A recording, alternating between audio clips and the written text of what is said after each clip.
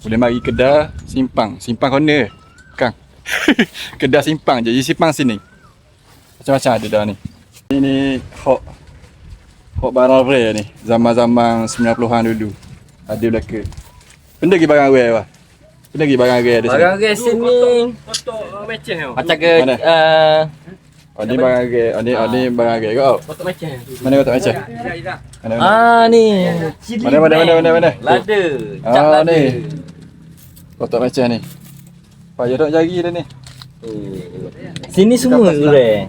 Mana? Sini semua rare. Rare belaka. Rare belaka. Ke kan ambil sebarang hok paling rare. Paling rare. Ni dia. Oh ni rare kau. Siapa tahu dia? Ni susah nak jumpa. Ah. Ni dia. Ah ni. Ni. Kelak Kelak black and dah white. begang. Bubble gum. Oh, begang. Dah begang. Ni dia. Hei. Oh, tu dia punya ambuk. Ni sabung. Sabung. Oh, memang rare. Rare. Ni Banyak sikap barang rare. sikap Piramli kan dia. Ya. Barang rare. ni sikap Barang rare rare. belaka sini. Mana? Oh, coklat ni. Oh, ni. Coklat dia panggil. Ni coklat Ni. Coklat dia. banyak barang. Oh. Oh, ni. Ni zaman-zaman 90-an belaka kan. Ya. Barang-barang zaman 90-an. 3% sir. Ni pemadang ni hak biasa terbang semua.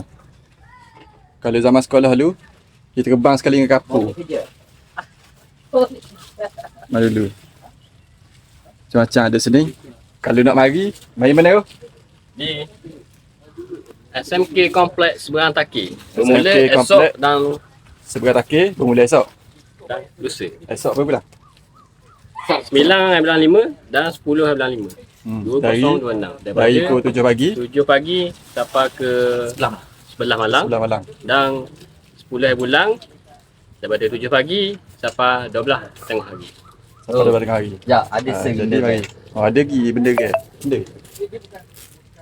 Kenapa? kaiki orang. Kain ki. Kalau sebut Orang Terengganu panggil kaiki tapi orang luar Orang Terengganu panggil benda kain Kain ki. ki. Orang Terengganu panggil kain Kain ki. kapal. Orang luar tak tahu panggil benda. Kain dia. Dia tak tapal dia. ya.